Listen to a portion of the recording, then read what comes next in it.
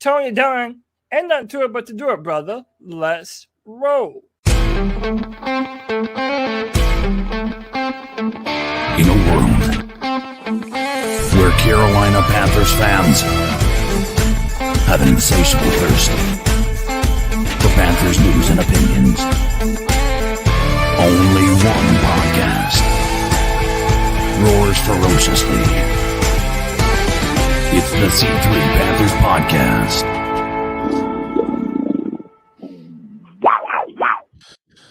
What is up, Panther fans? I tell you, putting your damn ego to the side is a hard thing to do.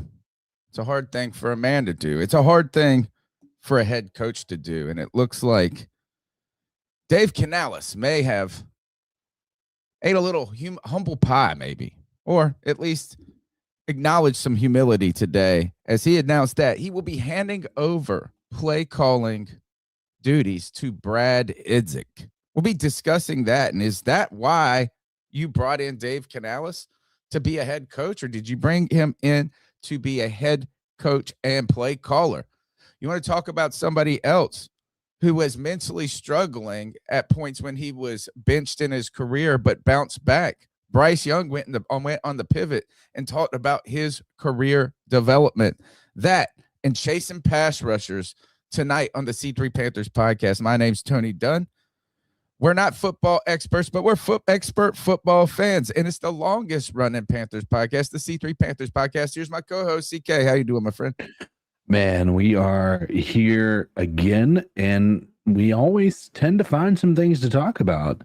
I'm glad that we have some insight coming not only from the people leading the team in the back office, or in the front office, rather, but also from the roster and Bryce Young. It's been a good week. Obviously, it's been pretty busy for me, but I'm just happy to be able to stay here on a Tuesday night, hold down the fort for those who, we had a lot of people over the past couple of weeks asking about Cody. Just keep in mind, Cody has taken a short hiatus from the show. We don't know how long, but as of right now, just we're letting him have his time to, love everything again regarding the Panthers. And he's going to have his own offseason, which he hasn't had a chance to have in quite some time. So Cody is all okay. He is fine. And you guys will be able to see him on Twitter doing his Twitter stuff, which we'll talk about a little bit later. But and I'm glad to be here with everybody. And Tony, I'll let you fill in for Cody's part here as you do the roll call. Yeah, let's roll call this up. And actually, in honor of Cody, who had his 36th birthday this past week. Happy birthday to Cody. Panther fan Michael Wydrick, VR the Hope Dealer, Panther Gal. Let's see who else we got in here. Harvey London, Cody C313. And let me see, I'm sure, Will Horsley in there, and Panther Pickle all in the chat. Guys, you make sure you hang out with us through the off season. We'll be looking for opportunities to collaborate, get guest hosts on Tuesday nights throughout the off season as we navigate a Cody-less world at this point. But I think we'll be just fine. We'll be doing it for 14 years, and we'll keep pounding, as they say. Don't forget to sub up to the show. You can find us on iTunes, iTunes and Spotify. I think they've basically consolidated the market. I've been saying this for so long. I used to go iTunes, TuneIn, Stitcher. Half of those companies. Anywhere you get your RSS feeds, yeah. Yeah. Now just Spotify and iTunes. Do us a solid and leave us a 5-star review. We're on YouTube. Smash the thumbs up button. Consider being a C3 super fan. And just participate in the chat. The number's 252-228-5098. If you want to call into the show, that's 252-228-5098. Let us know your thoughts on Dave CANALES relinquishing play calling duties and taking a broader approach to the head coaching position. Dan Morgan addressed the media today too, and basically said the same thing that he says in every case, is everything's on the table. And he did mention the need for a pass rush and the desire to get some linebacker toughness up that middle kind of bringing maybe not toughness, but greatness, reminiscent of the Mills, Morgan to Beeson to Davis to Kuechly connection. How can we continue that legacy? CK, let's go ahead and we'll open the show up with the biggest news, right? Is today is, I mean, really, we come on during this time period every year, and the NFL scouting combine is going to take off this year, right? Or it's going to be not take off. It's about to happen this week. In those first couple of days, you get to hear from GMs and head coaches in these press conference moments. And I fully admit that every single year, the combine and the draft become less and less interesting to me, right? And I know that that's crazy for a podcast that's supposed to be all about a team and every breaking news. And we do all news and notes are important here. But to me, I always felt like there was so much energy and effort put into looking at and speculating on bazillions of players. And I feel like only 1% of the players are going to go to where they were projected. And 5% of that 1% is going to work out. And then for the next 10 years, you're going to talk about the less than 1% that was the anomaly that you could have gotten in the third round. If you go back to not Puka Nakua is a good one, but who was the guy that was the big one before Puka? That same team that just went to Seattle. You're talking about Cooper Kupp. So then you're going to have to talk for 10 years about how you could have gotten Cooper Kupp over this, right? But hey, this presser had some substance to it. Dave Canales addressed the media, and the big news is that he has decided to give the play calling to Brad Idzik. Let's hear from Dave Canales right here on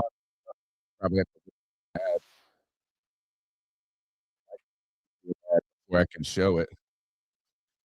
I hope. All right, so let's see if this works. I might have to remove it because it's frozen up. Let's see. Remove, but really great production work here, right, CK? Oh, hey, listen, this is the life we live. Okay, here we go. Is full screen. Go back 4 seconds. Here we go. This is Dave Canales on Brad Idzik becoming head play caller. This year, going into the season, Brad Idzik will be calling plays for the Panthers. And this is something that all of us collectively have talked about as an organization. It was my idea to come up with this, and just kind of looking back and reflecting on it, thinking about how we've grown this offense and really wanting to be able to advance our football on the offensive side primarily by letting Brad, who's completely engulfed and entrenched in what we're doing offensively speaking, his continuity with the system, his continuity with our players, being able to do that, I believe, will be the best thing for us going forward. And for myself, just thinking about the big picture of it and the cultural growth that we've seen happen over these 2 years, all across the board, really on every level of our building, from strength and conditioning to athletic training, the coaching staff development, player development. This is a great opportunity for me to be more involved. As each year has gone by, the first year, as you can imagine, just really throwing myself fully into the offensive side of it and having conversations with, the different parts of our team. The second year, starting to broaden my perspective more to be involved with special teams and defense. And now this step allows me to do that in a greater way from a cultural standpoint. And specifically, as we're. All right. So Dave Canales has decided that as he's become third year, right? This would be third year head coach. Yep. That this will give him that this will bring a better structure to the Carolina Panthers. CK, let's talk about it. What do you think about this move? There has been discussion among fans, and how much of that noise do you think actually drives some of these decisions? I always think about here. Dude, it just feels like when the fan base is loud for whatever reason, they do what the fan base wants them to do. Whether that's good or bad, I don't really know what to say on that front, but it does seem and feel as though they are more willing to make changes when when the fan base is a little bit louder. I mean, we were talking about benching Bryce, right? And they benched Bryce, and then we were, it's just, I don't know. It feels very, if nothing else, it's it at least is a coincidence. Yeah, that, I mean, it could be corollary, not causal, right? Yeah, exactly. I mean, I think it's fair to say that there's a possibility that it's not something that's a direct relation to what we're saying, but it's also hard not to look at it and say maybe there is a connection. All right, so Dave Canales giving up play calling responsibilities to Brad Izek, and the focus or the goal with it is for him to have a better kind of general sense or be able to generally manage the team. We'll be debating this in just a moment. Was Dave Canales, does this give him an opportunity to be a better head coach, or is this an admission that Dave Canales wasn't cut out to be play caller? And if you are going to have a guy who isn't cut out to be a play caller at head coach, why'd you bring him in? What Cody Lashney will be asking, I'm sure, and what he's asking. Let's go about let's hear why Brad Idzik is the right man. If you're going to make this decision, it didn't have to be Brad Idzik. He could have brought in somebody from the outside. This internal promotion here is Dave Canales on that. As we're in games, my ability to be able to interact with to really. That's the sound of an American oil company hard at work. Let's see. Want to be a part of it? Listen up.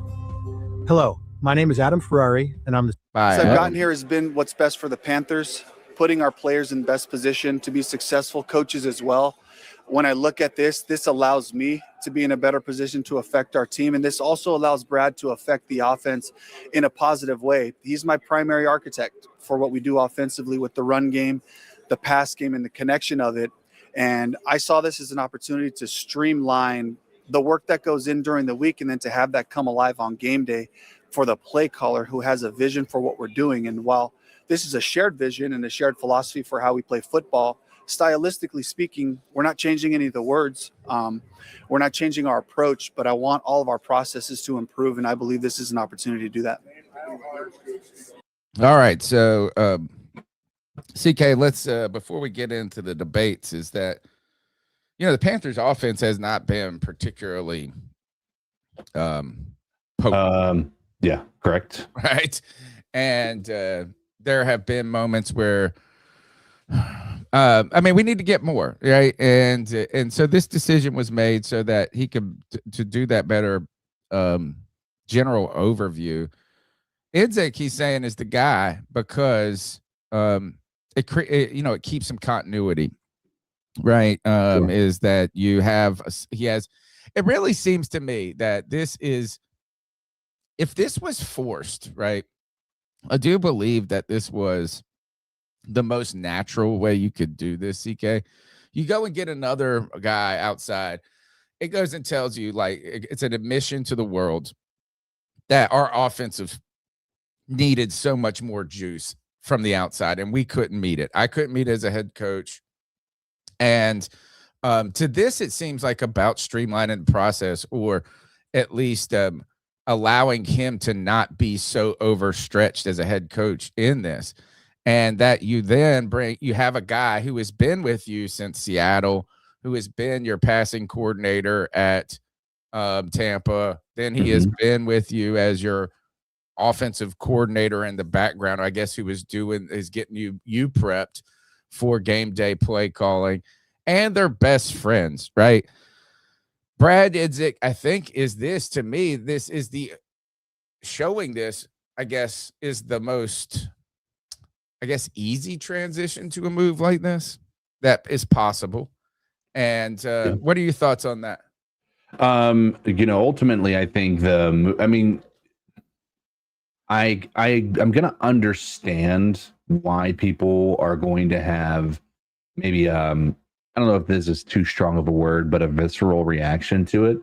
But I also think what it will allow is, we wanted to have an offensive-minded coach so that we didn't end up losing the mastermind of our offense that was going to end up being prolific if it ended up being prolific, right? Well, I think we all can look at what we put out on tape and say that this offense wasn't prolific. And at some point, you have to wonder if it has to do with the fact that there's not enough individualized attention from the orchestrator of the offense because they're so focused on the entirety of the team. So to me, this feels like a correction of something that maybe has been lingering from the locker room side of things, potentially. But I also think that it's I don't think it's ultimately a bad thing. It's going to allow him to be able to delegate while also having his focus not separated from, because there's been times when we've questioned why they've done X, Y, or Z, right? And this is going to allow us to be able to at least allow him to be a little more intentional with his time and be the CEO as you know, I think they state, or you stated. But I'm not as mad about it as I think some people would normally be. And I think they're rightfully upset because of the reason that you hire an offensive minded coach. And that is so you don't lose the offensive course. So you essentially, so you can have a Sean McVay who's going to be able to handle all sides of the offense, and you never risk your offense really taking a step back because your offensive coordinator getting hired. I do get it, but I also think that when our offense hasn't been prolific, it's fair to say that maybe we're going to let him take on the managerial side of things and see if we can get some things moving in the right direction offensively. I tell you, is that one thing is that if we're so, if it's like, oh, we're waiting until it clicks and what happens when it clicks and you're going to lose this right now. Dave Canales is probably worried about the offensive clicking before he loses his job, let alone before he loses his offensive coordinator, right? The Panthers 2025 offense was bottom tier in scoring, bottom 10 in red zone TD efficiency. Lacked some explosive plays came at some different times. They were able to beat some big teams. But it's not like the offense, while it did progress and Bryce progressed, it was not like it was just a juggernaut, right? So it's not like that's one case. Yeah, it never really made us feel like going into every single week that the offense was going to be all right. You know, when you see some of these really, good offenses, they tend to have like this ability to essentially succeed even against some of the best defenses, and you can go into it even going up against a really potent defense and still feel confident in it. And I don't think that any of us have really felt that way about this offense. We've seen them do it, but I don't think there's many people here in the chat or in the fan base that would have put money on the Panthers if going up against the top flight defense. No, not at all. And the moments that it has struggled at times, or at least that you've called for it to, or I guess some of the issues that have faced this offense is at the beginning of this season and going back to last season, it felt like the play clock was always clicking down. Do you remember? And I don't know if it was last season that they did this. They started practicing with 5 less seconds on the play clock to like force themselves to speed it up. Yeah, well, it's a good way, like an exercise to get you going faster. But when you are these master play callers are thinking like chess, they're playing chess. Why people are playing, they've always talked about like not Ed Reed, Andy Reid, and this is like drawing up calls to set up a call later in the game, or we call this on first so we can call this when we get the first down on third down and things. Yeah. Now, some of these guys have been doing this forever, right? Andy Reid has been doing this. Like he can just go into his play calling. I'd be like, I did this on that Saturday in 1987 and it worked. Dave Canales doesn't have that. And so what is that when you are thinking in that strategic way of personnel, player matching for future downs, you've got so much going on. So when it comes to clock management, and something that comes to mind to me is when do you remember when the refs screwed up that call and they could have the call is that I think that what happened, but they were like the Panthers could have redone the down or something. And after the game, Dave Canales comes up and he goes, well, they didn't tell me about, like, he didn't have time to be thinking about what was going wrong with the refs and what was going on in the game. And should he call a timeout? Should he throw a flag? And if he does do those things, he is sacrificing time, strategic mental time for calling plays. Yeah. So I do think there's a real benefit to having a head coach that head coaches, right? And that can be involved in every process. And I think one example of this, look, you can point to these crazy what I think are crazy examples. I mean, you think of Sean McVay, you think of Andy Reid, and I think of who are the mastermind play callers that are head coaches? Andy Reid, Sean McVay, and 49ers coach. Kyle Shanahan. Shanahan, yep. Who are we missing? And the head coaching as far as head coach mastermind, there was a time when Sirianni, I think, was considered. I think he's a good example, though. He struggled play calling. Yeah, he struggled and moved to a head coaching role, and that's when they won a Super Bowl. Yeah, I mean, I think there's some evidence that doing it this way has been successful. I think where people are going to struggle is, again, one that that going back to our conversation about people on Twitter being maybe not as thrilled with this news. There's the idea, again, that you are going backwards when it comes to making the decision to move in this direction, because you do risk this offense being explosive, and now the mastermind or architect of that explosive offense could very well be on to the next team. And that does, I think, offer. I mean, you see a lot of these really good teams that end up falling off once. Let's talk about Detroit as an example, right? They lost Brad Johnson. Yeah, is it Ben Johnson? Ben Johnson. Thank you. Brad Johnson's Ben Johnson, coach, quarterback that won a Super Bowl. Yeah, so they lost Ben Johnson, and immediately, I mean, they didn't even make it to the playoffs. They were eliminated with like 4 weeks left. Now that there's an example. I think Ben Johnson calls plays. Yeah, he calls plays in Chicago, and that now, granted, that offense didn't necessarily look prolific. They looked significantly better than they did the year before. But when you see him leave the Bears, the Lions, all of a sudden the Lions look significantly worse. And so I don't want us to be in that type of a situation. So I'm not mad at people who are mad. I think that they have a reasonable grievance, and it's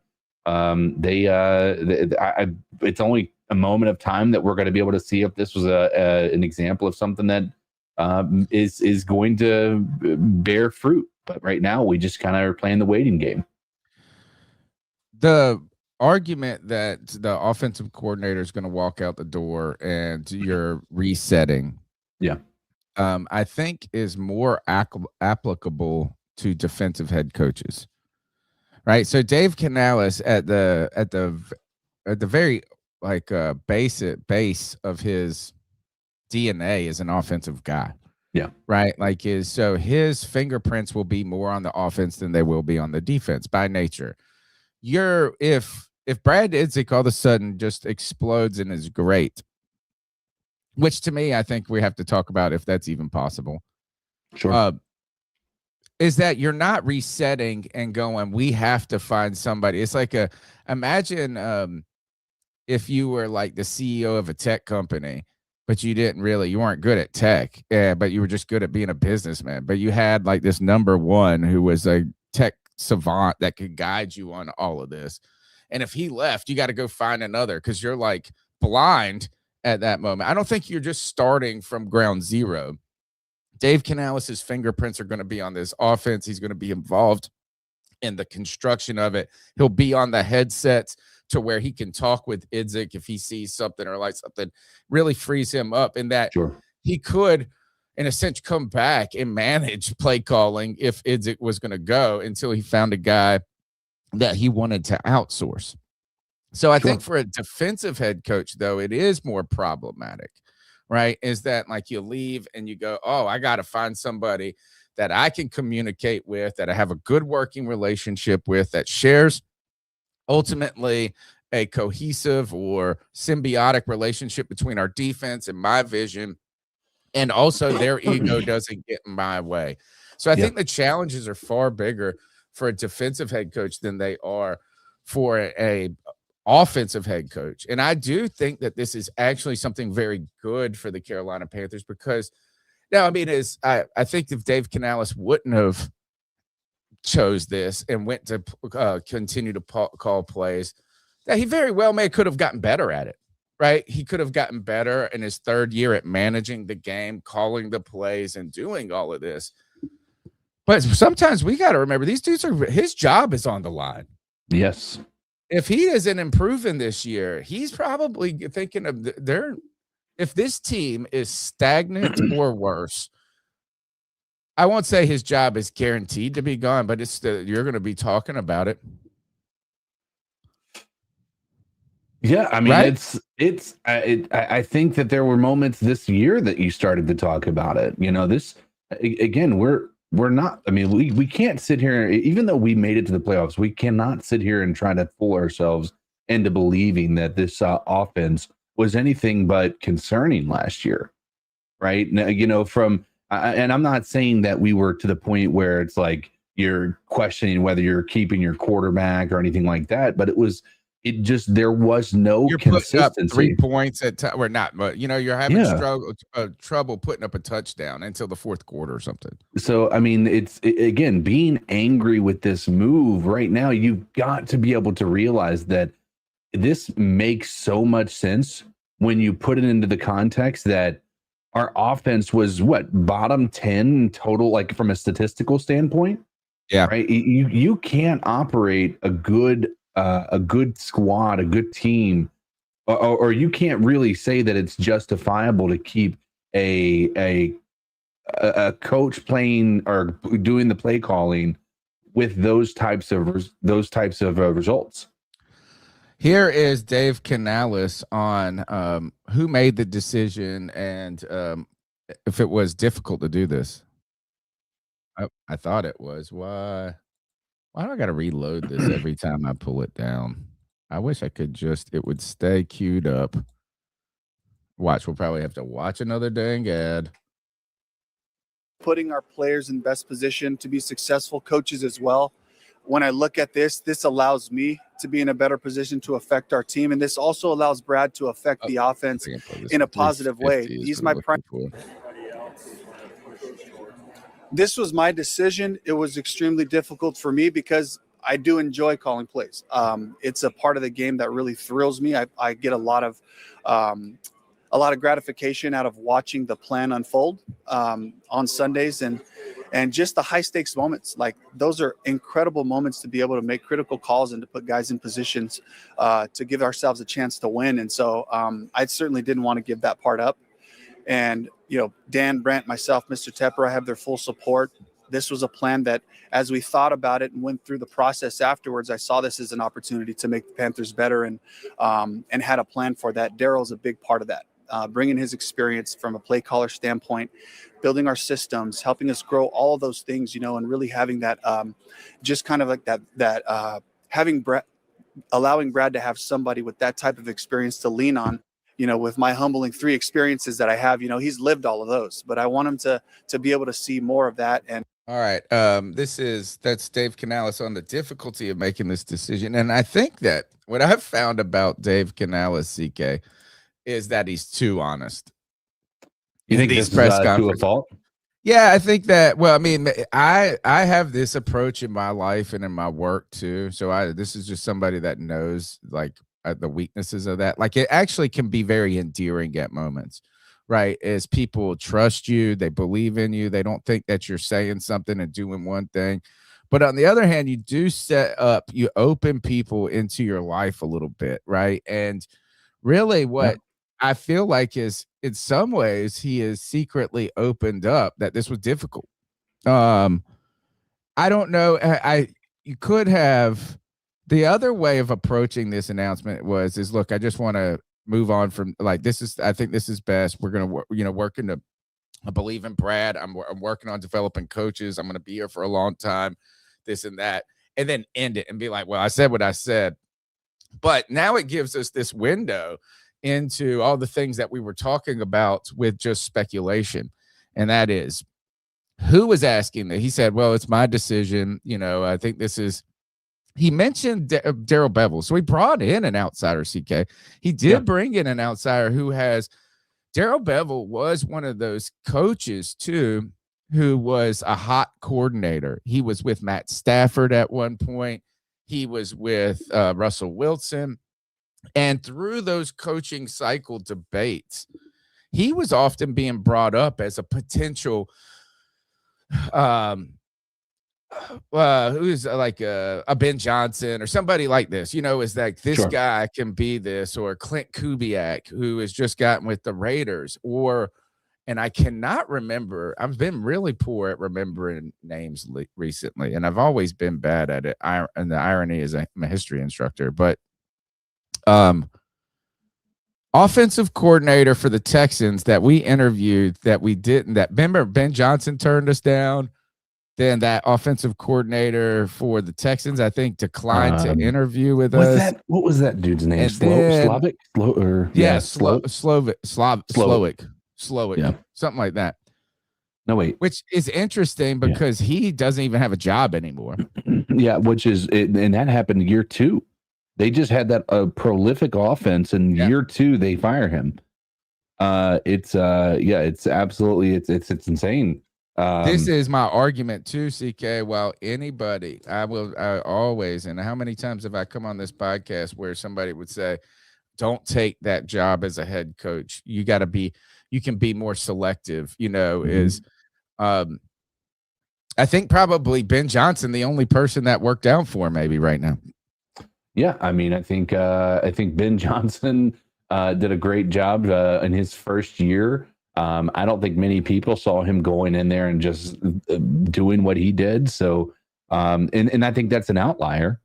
I don't think that's I don't think that happens. Joe Brady maybe is another one who somehow got back into the head coaching carousel after falling off but the point that I'm making with Daryl Bevell is that's a name that's coming. He said this, like he dropped the tidbit right there. He said Daryl Bevell's been through 3 things that I've been through that are humbling.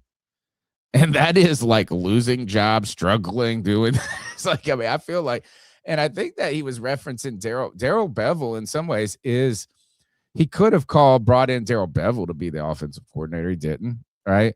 Yeah. I think that putting Izzik in is like a concession and not a concession. He's given up play calling, but he's not outsourcing it to a guy. Imagine bringing in a guy and the offense just gets a lot better. What happens to the dynamic of the team? Does it all of a sudden CANALES become more expendable? And these are real political things that go on. When you're talking millions and millions of dollars in your job, CK, I don't know if I want to bring in it's like, you're the hot girl. You don't want to go out with a girl that's hotter than you in your friend group.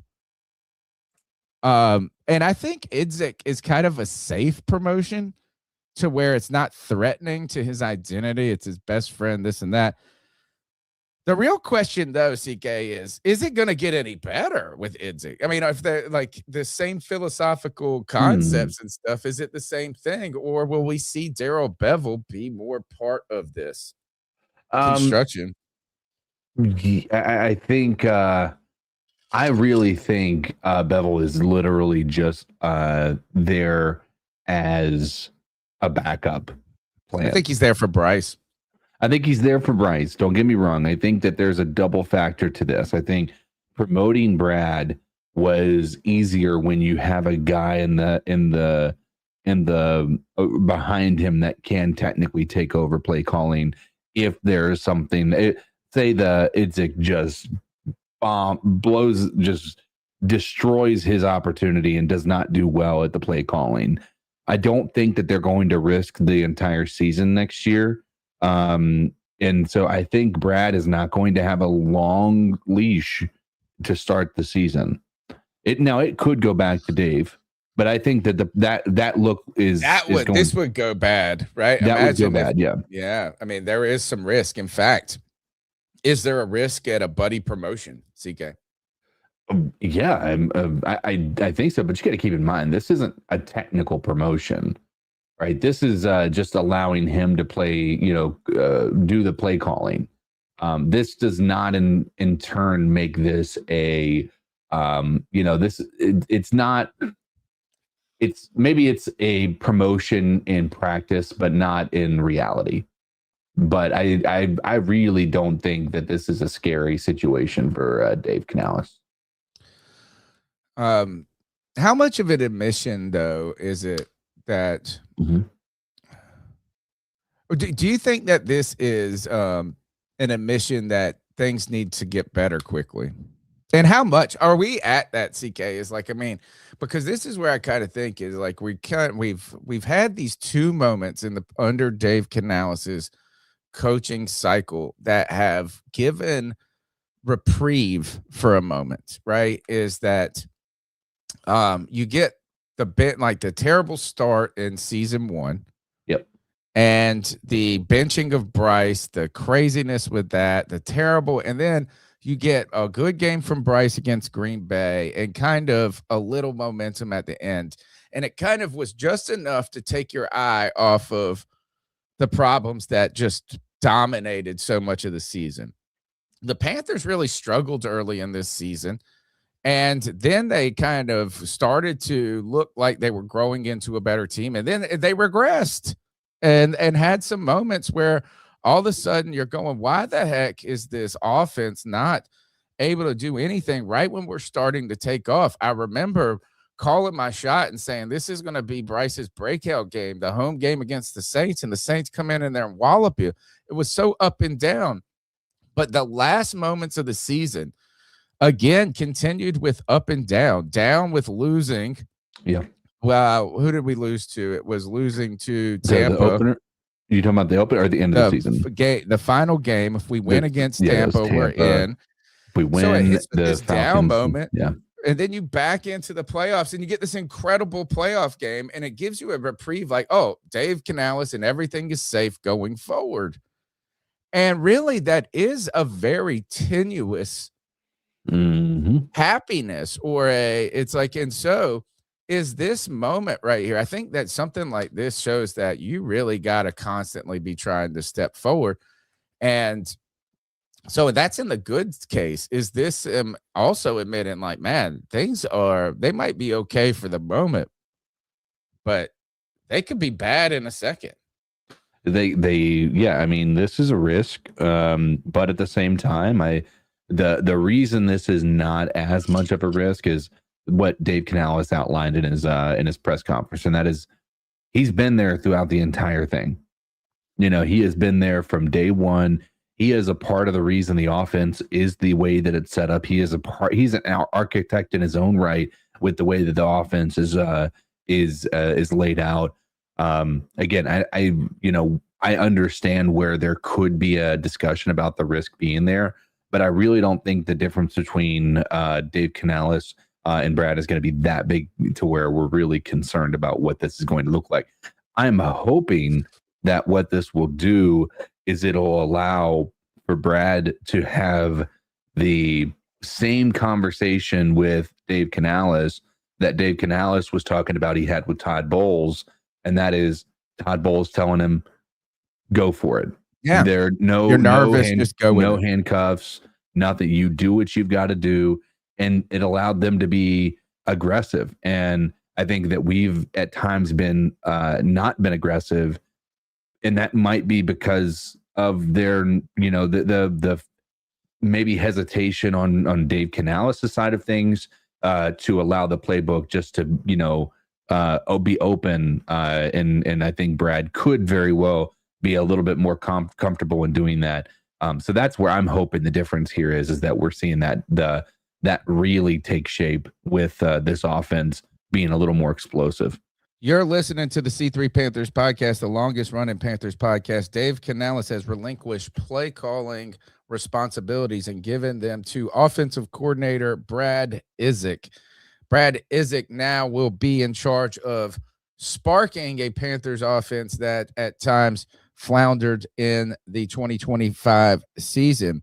Dave Canales taking on a more global role and being able to take on a head coaching or like a bigger global perspective of the team, managing the time clock, managing personnel, interacting with the refs, thinking strategically about the game while not becoming immersed in the play calling. Big strengths for positive change there.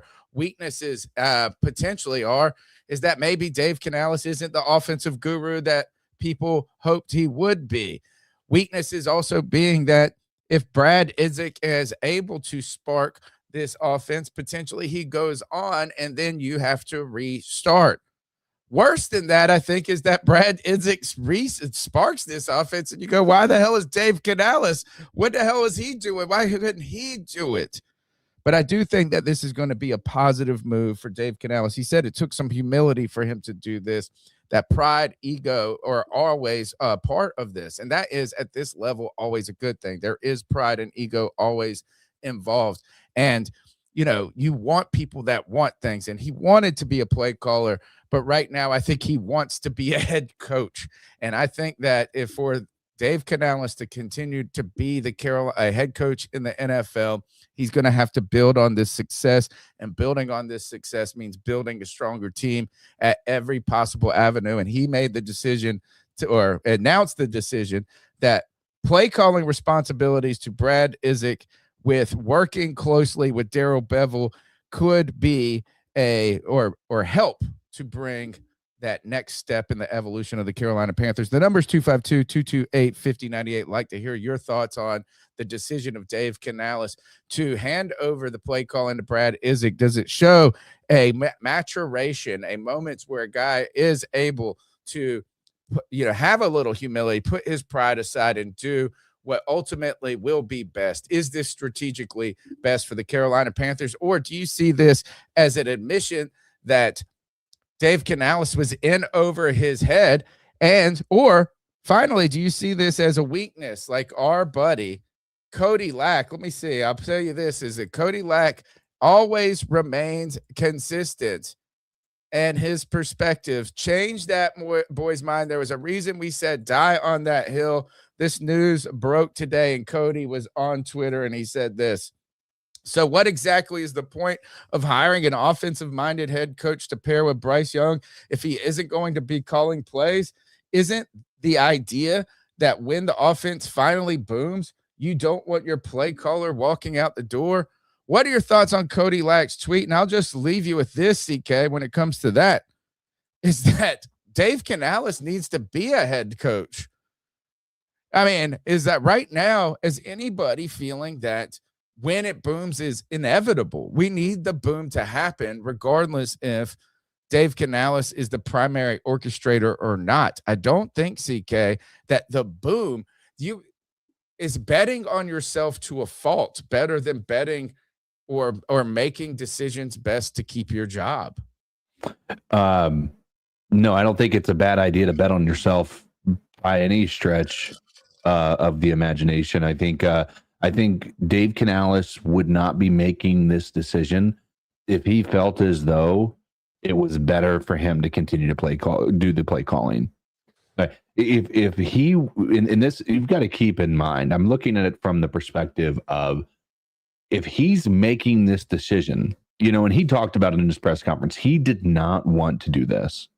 He wanted to be able to continue to be a play caller, but he felt like this was what was best for the Carolina Panthers. Now, if you're reading between the lines, that is telling me two things. He was either failing as a head coach for the rest of the team, not failing, maybe failing is a bit strong of a word, but he was left with the rest of the team probably felt there was a lack of his presence when it came to the rest of the locker room. Okay, that's one. Number two, he wasn't doing what he should be doing, or he wasn't winning the offense. Right. He wasn't winning the offense. And why that's important for you to know is we had a guy in Rico Dowdle who was destroying people, right, there for a while. Chuba Hubbard came back. He looked good there for a little bit. You know, it was hit or miss. The run game was, you know, there and then disappeared, right? But you have an offensive rookie of the year in T-Mac. You had Coker, who was, you know, turning it on there in the back half of the year. You had Bryce Young, who was, you know, playing one of his better years in the league, you know, within this offense. And we're still bottom 15, at least bottom half of the league when it comes to offense.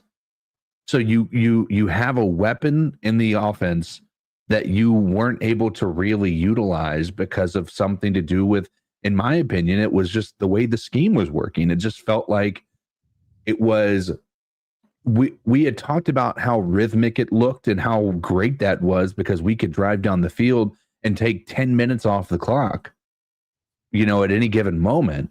But when you're a rhythmic team, one penalty will destroy your entire drive. And I get the feeling that those types of moments are really the difference of why our offense was where it was. I think we really need to be able to, I don't think defenses were scared of us throwing the ball down the field at all. I don't think they were afraid of our offense in any capacity. And all they had to do was load the box up. And that's why I think our run game was so lacking there towards the end of the season. So when you have a predictable play caller, that's what you see as an offense that struggles. Somehow, sometimes we would pull it out and we do some incredible stuff, right? But I think this is what needed to happen, not for just the rest of the team, but for our offense to actually grow. As silly as that sounds with an offensive-minded head coach, our offense was stagnant, and this is what's probably best for it to get to its next evolved state.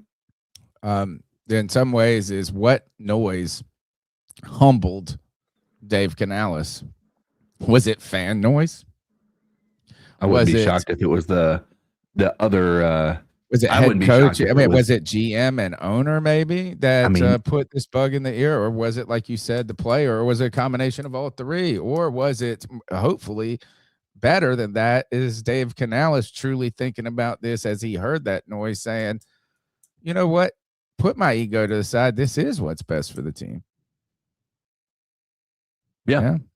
The number's 252-228-5098. That's 252-228-5098. Let's go ahead and get into the cat calls here. Your thoughts on this, on Brad Isaac, the Carolina Panthers chasing Bradley Chubb, and Bryce Young discussing his evolution as a player on the pivot. That's still to come on the podcast. Let's rock. So what are your thoughts on catcalling? Yeah, it's pretty. You shouldn't do that to somebody. And how did that make you feel? Very uncomfortable. So how do you think catcalling makes the person feel? It feels good, like.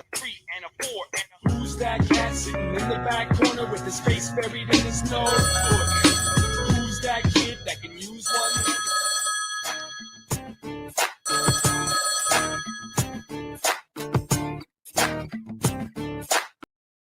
one? Checking in real quick. I got a lot to say, so I don't know if I'm gonna be able to get this all in one call, but I am excited, man. I heard news today that Dave Canales is gonna call on Brad Isaac to start calling plays with Daryl Bevell to support. And let me tell y'all why I'm excited about this. I think that this is a great move. I think that it shows Canales is willing to both evolve and trust his staff with that continuity that they've built. I absolutely love this move. Not so much because of Brad Isaac, but because it shows that Canales is evolving. See, in my opinion, Canales is a CEO type of motivational coach. That's his strength, not play calling. But the way I look at it, this is going to free him up to focus on the team as a whole while still developing Brad Idzik. And think about it, it's win-win, because let's say if Brad does well and gets promoted, which is really what we want him to do. If he does well, that means that we're going to have a much better offense. We still have a head coach in Dave Canales that knows the system and can call the plays on a playoff level. Remember, we made it to the playoffs. So he can still call plays at least to a playoff, at least to a wild card level. I think it's a win-win. Let me know what y'all thoughts are when it comes to that. And yeah, I do got a quick second call because I got a couple more things. It's the Hope Dealer. I'm going to call back. The Hope Dealer is talking about how Dave Canales making this transition is a good thing for the team. And when we talked about this global perspective, I do like something that the Hope Dealer brings to this conversation right here, or something that he mentioned, and that is this the type of motivator. Like, really, what is Dave Canales' superpower? We're going to be talking about Bryce Young going on in the pivot, and I reflected on, after listening to Bryce Young, is like, what are the attributes of greatness? While there is not one list that defines all, there are certain attributes that we can find in greatness. Not everybody has every one, but some are just up your lane. And when you think about what makes Dave Canales the guy, right, or that has gotten to this pinnacle to where he could be a head coach in the NFL, I think it's so much more. Like, I think that the play calling and the offensive savant is not as high on the list as his character, his attitude, his ability to just be transparent and honest.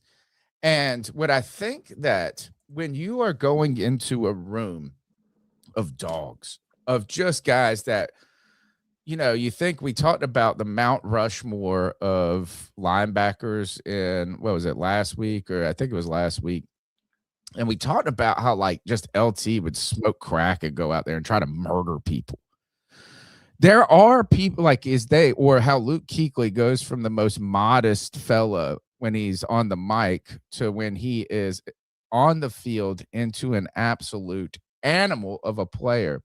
There is a barbarity, right, to the sport and to the mentality of playing through injury and toughness. Is to take away that hyper masculinity would be like naive. But somehow Dave Canales' happy, smiley, Ted Lasso approach resonates with a lot of people and those players, because, and hear me out on this, is because I don't think it's a bit. I think he's truly the let's go get him, half his glass full, this and that. And maybe he is putting on that a little bit. But I think that more so than him being a super, like a look, is he going to be a top 100 offensive mind in the history of football? I don't think that I'm betting on that. But I would say that his personality and that motivating factor, like the Hope Dealers talk about, that is his number one strength and attribute. And to sacrifice some of that ability to be the play caller waters it down, CK. No, I mean, I love what he said. I mean, I like the fact that he is going to be able to be the guy who is focusing on the entire team and not just on one side of the ball. I think that that we'll see what him in a leadership role in that type of a capacity is going to look like on this team. And I think it could be his best role yet. I mean, I'm hopeful that it will be, at least. I'm not going to put any money on it. That's going to be the way that it works, mainly because I'm, trying to be a responsible human being and not put money towards things that are ridiculous. But, I'm willing to acknowledge that there's an opportunity that this turns out to be a good thing for the Panthers and for Dave Canales and his in his leadership role with the Panthers.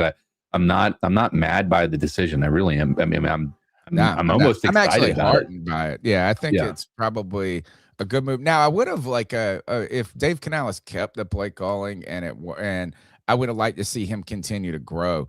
Sure, but this is where Aaron Hardy, thank you, Aaron Hardy 8377 is with I think what could be the comment of the night so far.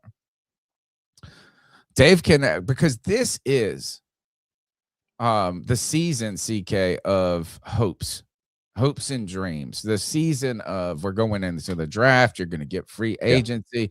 And no matter how bad a team is, they reset in this moment, and the fan base gets to reset their hopes that there is a turnaround in this and that. And I highlighted just a few minutes ago is how some of the hardships of this team have been masked at the end by, or at least paused by, whether it's the playoff, making the playoffs, backing in the playoffs and having a great game against the Rams and maybe being able to beat them. One great play stops you from doing it. Or the Bryce game and the year before and this late kind of turnaround for the team that masks just some of how problematic, but those are temporary. They're Band-Aids on real issues.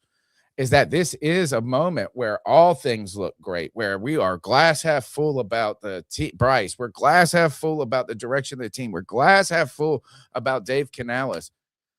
But there is an opportunity that, as Aaron Hardy, my comment of the night, Dave Canales got one foot in the grave and the other on a banana peel. He's in a hot seat, right? But it also, thank you for the comment. Thank you, too, to the Hope Dealer for the call. You keep them coming. We need your guys' support in the offseason. Is that you gotta take a step, whether you're on the banana peel in the grave, you got to get out of the grave. You got to do something. And being static can be problematic. If Dave Canales would have, I think, said, I'm going to continue to keep this structure and we're just going to get better at it and evolve. I'm going to be better. I was better than I was last year. And this year is going to be the year. We give that grace, or at least we offer that kind of opportunity to players all the time. But the problem is those windows close faster than they open. And does he have are the circumstances as secure? I almost felt like, CK, I got lulled into this a little bit at the end. Is like and maybe I'm just tired of like radical calls for change. But I feel like I feel like Bryce's job is secure for another year. I feel like Dave Canales is, and I don't think they're walking in there trembling. But they have to all know that 8 games into this season, if things are going bad, people are looking ahead to the next year and already in those discussions. So great call from the Hope Dealer on that needed evolution. And I do think there is something to it, CK, in who he is, that making his already offensive coordinator, the play call, this is like the least threatening way to take that transition to, you're not diminishing your value. It looks most organic. I think so. I do think this is going to be a good thing, but everything is good. And they've got right now, and everything has to get better or it won't be good for long. Let's go back to the Hope Dealer. Hope Dealer, second call. Hey, real quick, John B. Jenkins. John B., got to give you a shout out, man. Hey, I saw the new unis, man, for the UFL. I saw the new unis, yo. Hey, they all right, man. They nice. You know what I'm saying? I'll be tuning in, man. My man, John B. Jenkins, man, go fish. Hey, but real quick, y'all, I did want to say, too, man, the NFL Combine is here. Let's go. Who y'all looking at for the Combine, man? From what I heard, this is a really good tight end class. I know we don't really need a tight end.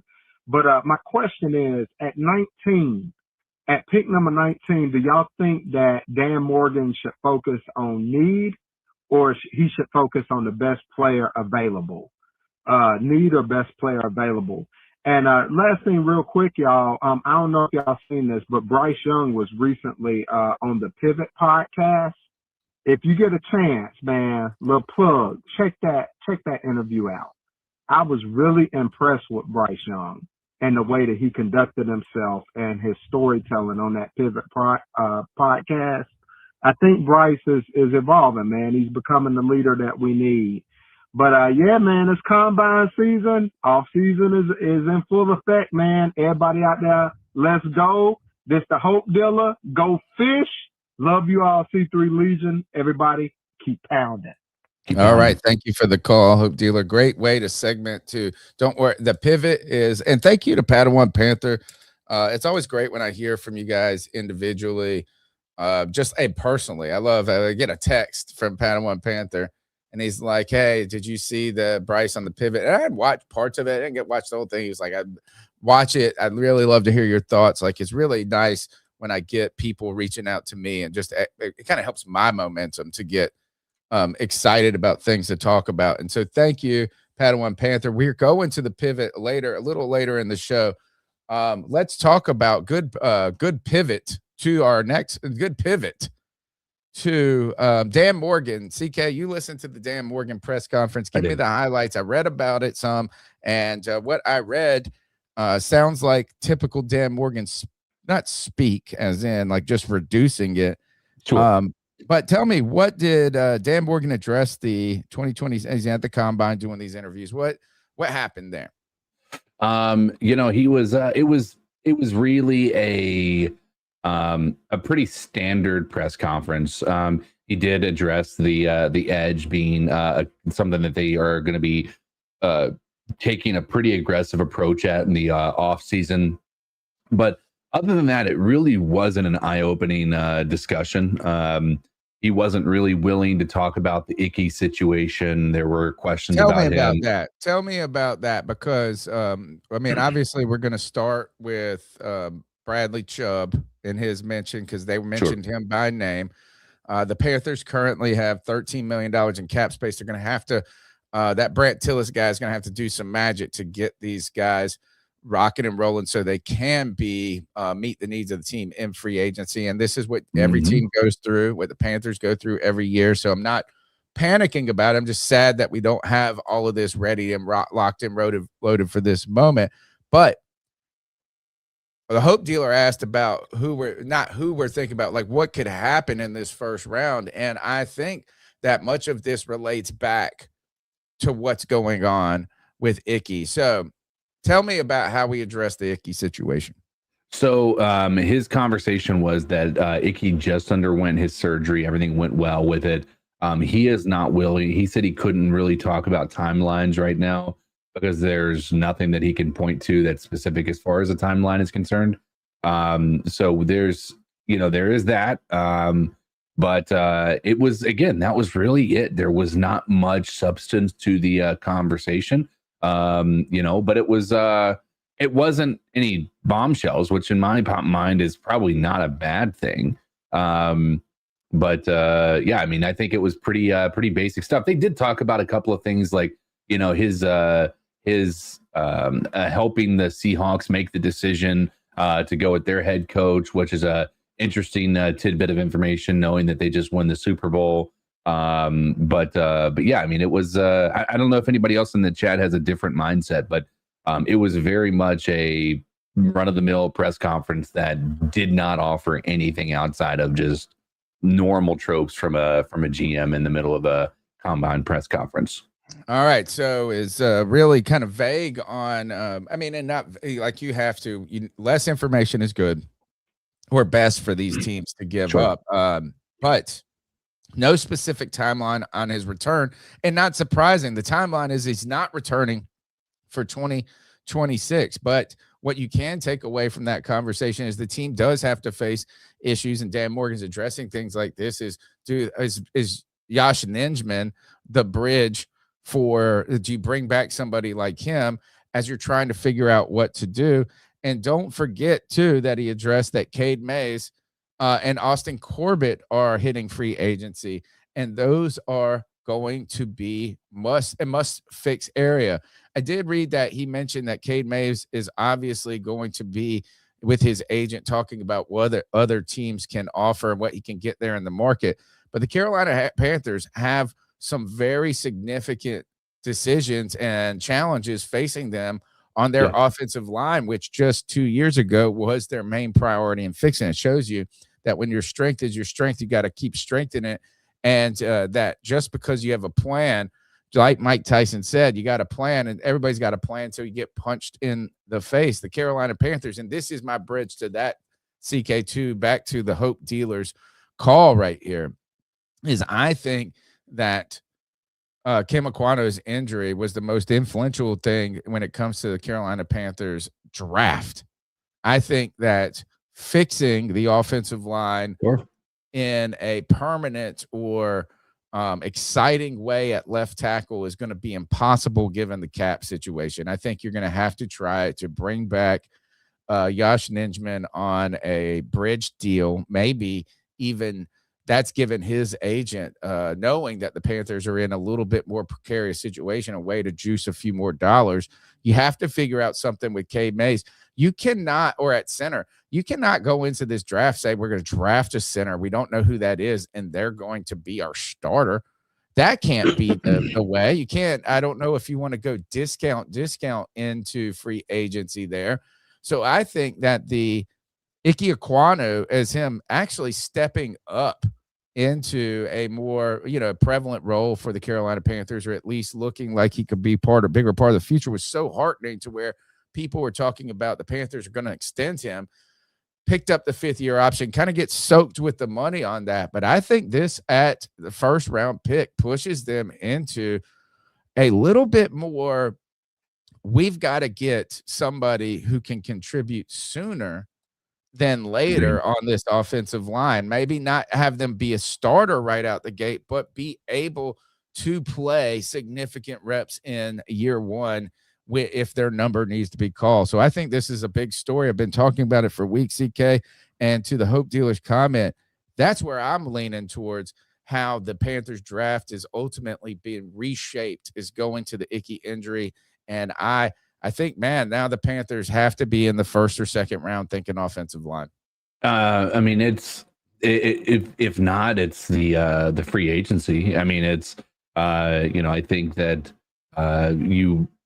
you may see. I don't know that you're of the mind going into this year that you're wanting to risk it with a late round offensive lineman. I really do think that they're going to probably dedicate something a little bit more significant, maybe not in the draft, but maybe, a significant decision in the free agency.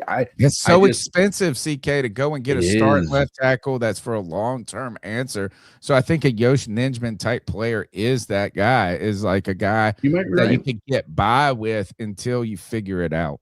Yeah. I mean, you might be right. I mean, you could be doing something like that. You could be doing something along the lines of what, White Chocolate Espresso is talking about, and that is the Trent Williams situation. You could go after a vet who maybe isn't going to be as expensive per se. Just his name alone commands significant money.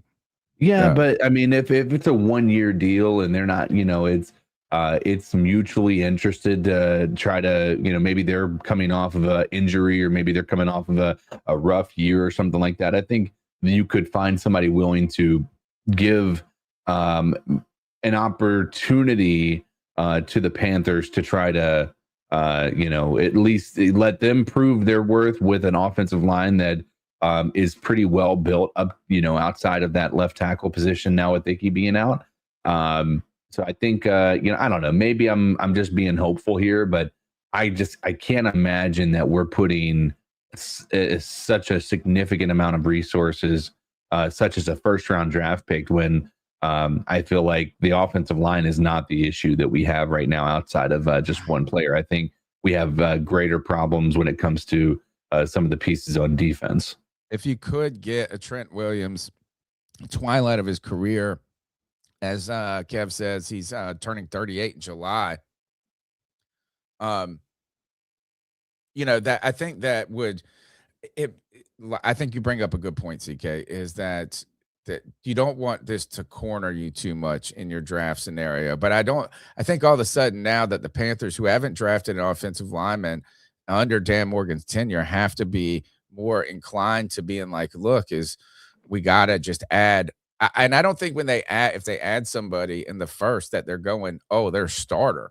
I think that they're saying that they could be a starter sooner than later, maybe next year, or if need be, fill in. And we have to have somebody of a caliber of player that can fill in quicker than later, sooner than later. White Chocolate Espresso brings up the age at 38. And I do think that you also bring up, that's a great point that I didn't think about, is that can you get a quality player, an Andrew Whitworth type player who played late in his career that can make it so this is not so imperative to where you could weather this season and then figure out what is going on with Icky, and then maybe you're in a better free agent and or draft position, not cornered as much. So great point there by both of you guys. Appreciate that. The number's 252-228-5098. Another thing you addressed, CK, is he said 30 sack seasons is not acceptable. And that the Panthers are, while Patrick Patrick Jones the second, I believe, is healthy and coming back, and they invested 2 draft picks in Nick Scorton and Princely Umamilan last year, that the Carolina Panthers need to amp up this production and the offensive line sooner than later, right? And what we get from that is that all options are on the table, according to Dan Morgan. And we talked about this last week with these, like, you got the big giant names of Trey Hendrickson. You've got the the allure of a Max Crosby trade.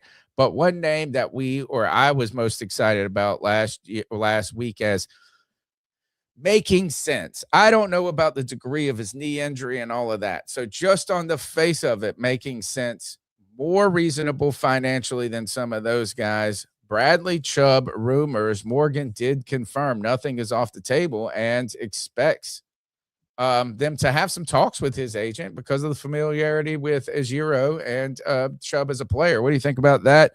I mean, not a lot coming out of this, but didn't shy away from it either, right? No, he didn't shy away from it.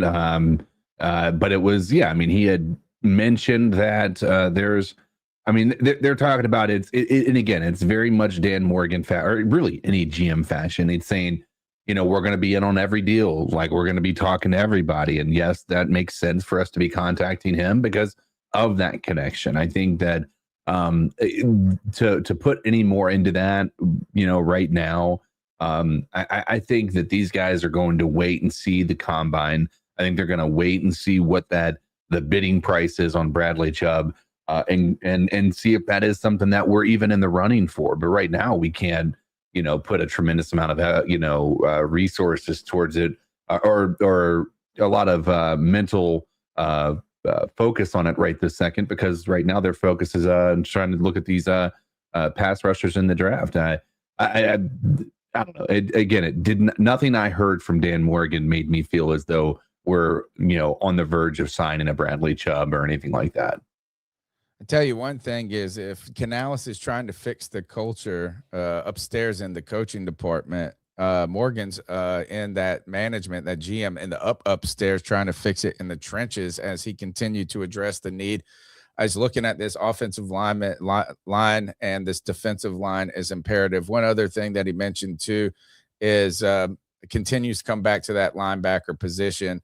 And the guy, I saw Kev mention him, that everybody, and if anybody is talking about a player at the combine, it's Sony Styles and Jacob Rodriguez at linebacker. So the Hope Dealer, those are some thoughts we got for you on that question. Let's go to who we got next. Let's see. We're going back to the Cat Calls. All Cats brothers, how y'all doing? It's G Cavassier. Hey man, the combine is coming up, y'all. The combine is coming up. Hey, I'll make this short and sweet. I was looking on the internet today. I don't know if y'all saw it, but Canales is letting the offensive coordinator call the damn plays. Finally, in my opinion, he should have done that last year. But hey, it is what it is. I really don't know this dude's experience with calling plays. 'Cause I believe he was the offensive coordinator for Tampa, I want to say. I don't think he was the defensive coordinator with the Buccaneers when they won the Super Bowl when they had Brady, but yeah, Canales needs to step back, just like how David Tepper stepped back or whatever, and let the OC call the damn plays, man. And before I let y'all go, who do y'all want to take in the first round? I ain't gonna say the player's name, but what position would you like? 'Cause I looked online, a lot of people saying a wide receiver, and I'm like, I don't think you draft no damn wide receiver in the first round. I don't think so. Could it be linebacker? Could it be a pass rusher? Could it be offensive lineman? Could it be a safety? I don't know. I seriously doubt it's going to be a damn quarterback. And speaking of quarterbacks, I think Andy Dalton is done. If you ask me, I want that boy Willis from Green Bay to back up Bryce. And I know I'm getting hated on. People going to talk shit, but I'm getting ready to say, if not, get Russell Wilson. I would love Russell Wilson to be a damn Carolina Panthers to back damn Bryce up. And him and Canales they have a relationship from Seattle. Same thing with damn Morgan. But I know a lot of people are, Russell Wilson is washed up and plays with our damn offensive line. Can you imagine that shit? Ooh, that shit would be something. Give me your thoughts on that, y'all. Keep pounding. Good transition there. Another thing that was addressed in Dan Morgan's press conference was that this is an issue. This is an area the team needs to continue to think about. Is just running back with Andy Dalton may not be the best thing for the Panthers. He didn't say it in those words, but that they're going to have to evaluate this at the backup quarterback position. CK, I never in my life have said I like Russell Wilson. And look, I do respect, as first as I don't dislike him because he's an outward Christian. I respect that. That's actually something I do like. It just goes back to he played for NC State. And look, I'm wearing an ECU Pirate shirt. We don't like State. They don't care about us. They think that we don't matter as a rival, even though we beat that tail a lot. At least it feels like it means a lot. It's like, I hate these rivalries. Like, it's like where the Saints and the Falcons, they don't think we matter and that they always look at the other and that we hate them so much. But State is like that for the ECU Pirates, is we hate them more probably than they hate us, even though we live in their head rent-free sometimes. But Russell Wilson, he was there at NC State. He gave the Pirates problems there. When he went to Seattle, though, he had all of this crazy success. And it was at the heyday of the Panthers' success, and it somehow in this 3-year stretch, the Panthers played the Seattle Seahawks like these all the time. Right? These defensive battles. And I always felt like this is that Russell Wilson would just throw up these prayers to Jesus and they would get answered with some crazy play late in. He'd be running all around back there. And then he went and had the struggles with, he won Super Bowls. He had the pass that was intercepted that they should have given it to Marshawn. And he just he's just a goofball, unlimited. He's an unlimited goofball. And now it's like he's struggled so much. You almost feel sorry for the mug until he keeps making a stupid TikTok or whatever. I have never in my life said that I wanted Russell Wilson to be a Carolina Panther. And I still don't know if I would rather have Jameis Winston than Russell Wilson. Yeah. I mean, it would be an interesting full circle moment if we were to go after Russell Wilson and he became a Panther after we were basically just, there for a while, kind of a rival with him. I understand the sentiment. I'd be shocked if he came back. I mean, maybe I'm wrong in that, but to me, it feels like he's not going to be in the league anymore, right? Like that's kind of where I feel like his trajectory is right now. So I mean, I'm while I understand where the appeal might be coming from going after a guy like Russell, I don't think it's going to happen because I don't think he's going to be there. Yeah. All right. Let's go to the next call. Hey, guys. It's John B. Jenkins, and I'm calling in with, surprise, a Carolina Panthers cat call. No, I just wanted to chime in on the whole Idzik to offensive coordinator role position.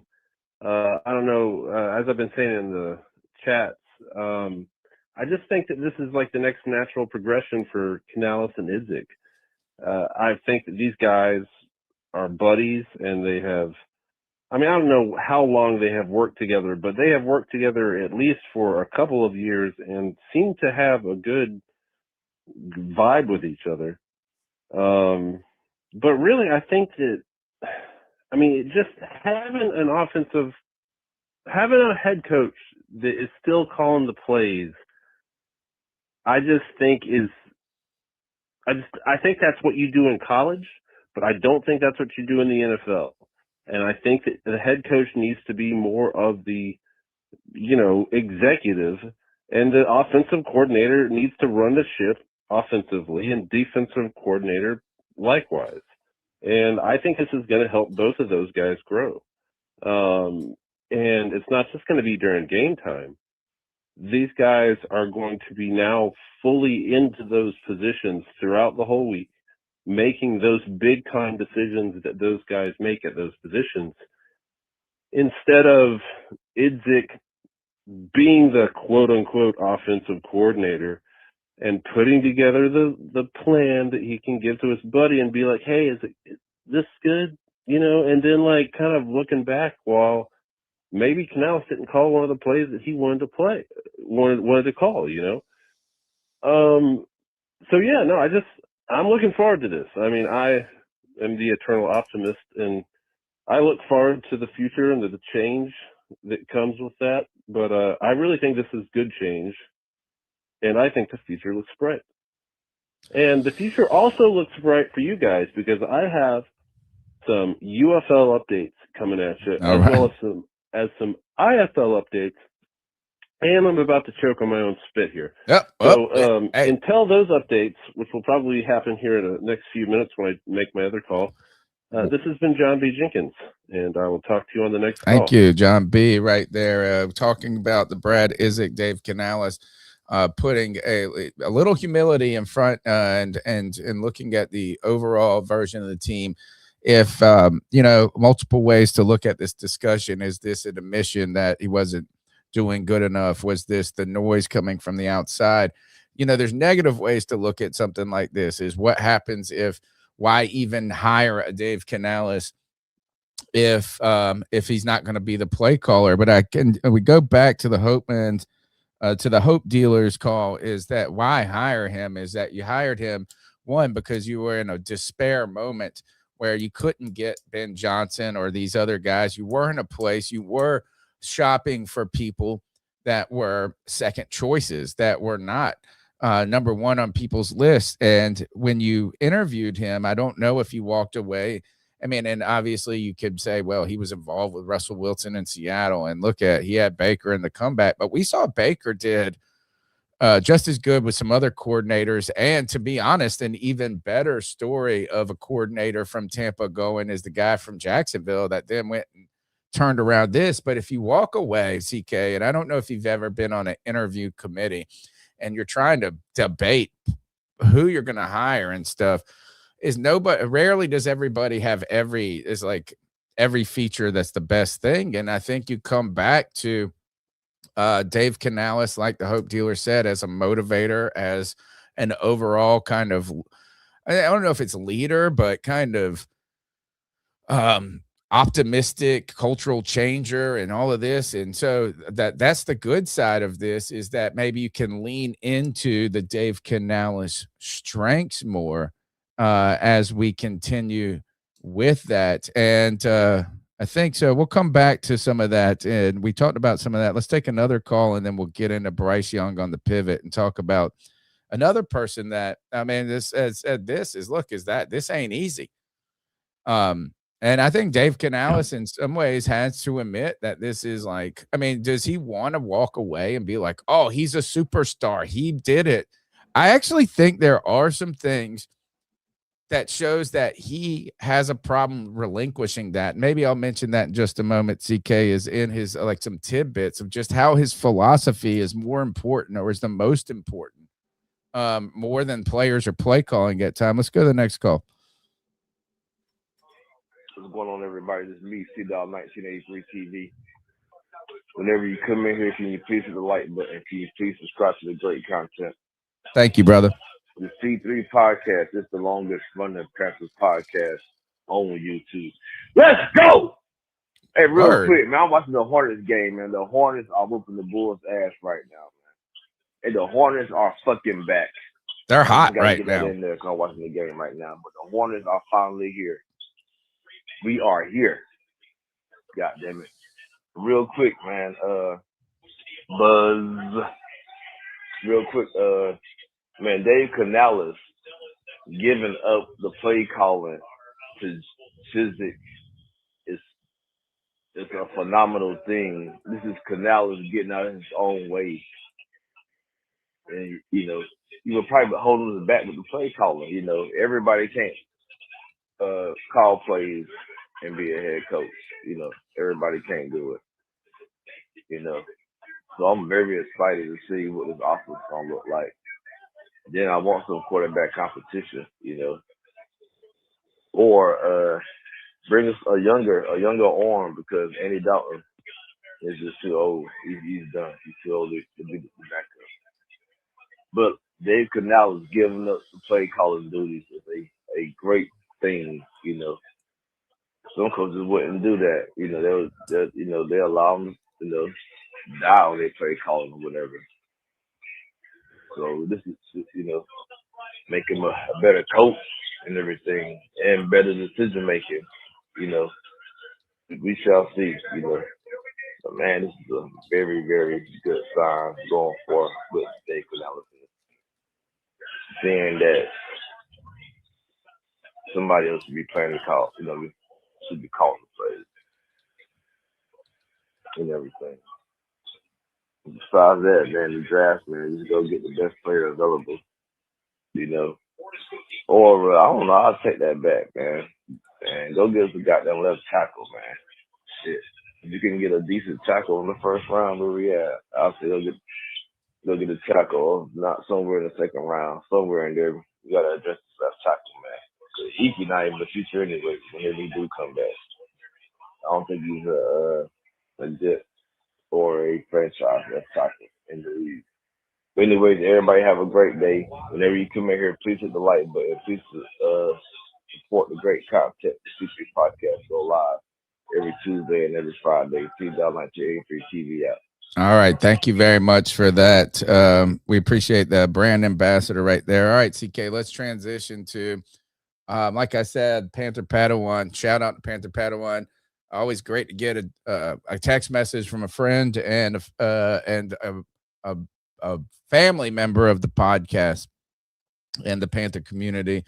He said, asked me about if I'd seen Bryce Young on the pivot, and I watched parts of it. I saw a little bit of it, and, you know, kind of just scrolled through, you know, I was like, oh, I'll come back to this when I'm prepping for the show. But I did go and sit down and watch the entire interview, CK. And let me see, this was just a little candid discussion is, let me just see. I just want to give you the context of Panthers Padawan, and then he also sent me the Isaac information, which I hadn't. I've been working. I've been teaching class all morning, and the stuff had happened. So that actually helped expedite me looking into stuff for the show. So y'all always help me out with this. Is show prep. You can always mention me with news on Twitter to help expedite my planning for the show, so I don't have to always. But he said. It's the best interview with Bryce he's seen. He's very honest about things. Would love to hear y'all chop it up if Showtime allows. Thank you very much. And Showtime is allowed as we're making it a feature segment of the C3 Panthers podcast. Bryce Young went on the pivot. And it's the second time on the pivot. He came in there. He came on after being drafted #1 overall, his parents and his life and all of this. And not all of this, but it was like that was the story, his parents and how important they are to him. Bryce Young being #1 and overall. And CK, 3 years later, Bryce Young is coming in on the pivot, and he's been through some ups and downs in his career. And right away, well, not right, I've already said that over. He addressed this. They asked him about being benched. They addressed him as I love the singular question, or it's a what was your welcome to the NFL type moment. And it was that answer to me more than being benched. He talked about the mental struggles with being benched, and he said, I just got in a car and drove. And I'm going to come back to some of the things I think that say about his character and what I do think that makes him like his superpowers are and how he reacted to that moment. But CK, when he said, they asked him about the welcome to the NFL moment. And he said, look, he said, when I was at, I played at a top team high school in the country. You know, they dominated. Then he went to Alabama at the heyday of Alabama. Yep. And so many good qualities were instilled by Nick Saban and that program into him. He was not diminishing that by any means, and nor should he. But he always talked about like, and he didn't say it just right out, we were always better than the other team. Right? He didn't come out and say that in college, but he said we always focused on ourselves, and this was good because this is something you control, which is true, right? Is like you look at what you can do, your preparation, you're this. Yeah. And he said, and when he was in college, that they're focusing, like that's the message you want to instill in people. But when you do that, and we're talking about this as we didn't execute perfectly. We didn't beat them by 50. There was always an understanding that you were going to score. It's just like you might have made a mistake on this play in this. He said in the NFL, he got to the NFL, they did all the preparation right. And shout out to Frank Reich on this. They did everything right, and they practiced as hard as they could. They prepped mentally. They did all the film study. They came out there and played as hard as they could, and they got their asses whooped. That was his welcome to it. He was like, this is out of my hand. And I love this line. He said, we were not the star actors on that field all the time. It was not just in our characters or something like that. Main characters. That's what it was. We were not the main characters. So, CK, that is that was my favorite part of the interview, was to hear this, because I think there's a lot of levels to this discussion. But when you hear about a player talking about their welcome to the NFL moment, every player has one that they say, and what it is a realization. And I forget the guy's name. He's fun. He's fun on that podcast. He was the linebacker. He's talking about getting the free shirts and stuff like that. It's not Ryan Clark or whatever, but he said, when I got to the NFL, I was the first moment that I had to accept I wasn't the best player. Like, honestly, accept. There was, when I was in high school and college, what I think he was intimating is there might have been a chance there was a player close to him or even better, but he didn't have to admit it because he was still that good. But then he's like, damn, these mugs are fucking better than I am. Guys, it's such a crazy thing about the NFL. It's the 0.1% of talent, and you might be the greatest player. And I think this shows what Bryce is, what he was at Alabama, what he's, and not just him, his whole team. CK. So that was what stuck out to the interview to me, is that his realization is that you're not entirely in control of your destiny. And he said that those other teams are doing the same thing you're doing too. Yeah, they're the main characters, as he's talking about. I did find that to be one of the more candid moments. It's so similar to the Cam Newton, Steve Smith little interview they did. I still found myself wanting more, as far as like more. Like, I just wish they didn't stop in those moments when they got the answer from Bryce. And now Bryce had probably given more of an in-depth answer than we had seen from him any other time that he'd been asked those same questions. But I still felt as though everything was still very much surface level, right? And maybe it's unreasonable for me to have this expectation that Bryce was going to go into some long diatribe about, how he felt about Dave Canales and all of this. But Yeah, they I mean, that largely would be politically that would be futile. Yeah, but it felt as though the pivot strayed away from the conversation of what's your relationship like with Dave now? Like, you guys have had the conversation, and I know your initial gut reaction is to trust your coach and all of this, but like you had that conversation with your dad. You told him they're benching me. I mean, you had to have been talking to your dad about how Dave Canales just made this bad mistake, and that you're going to show him or what have you. And I wish that there would have been more of a conversation surrounding that part of it, because I think that's where human nature really goes when you're talking about something like that, when he had every reason to blame every other person for why he's in this situation. I came into a situation with Frank Reich as my head coach. He was fired within the first quarter of the year. Didn't know what was going on. We had different philosophies that were being gelled together. This Franken offense that we talked about 2 weeks ago.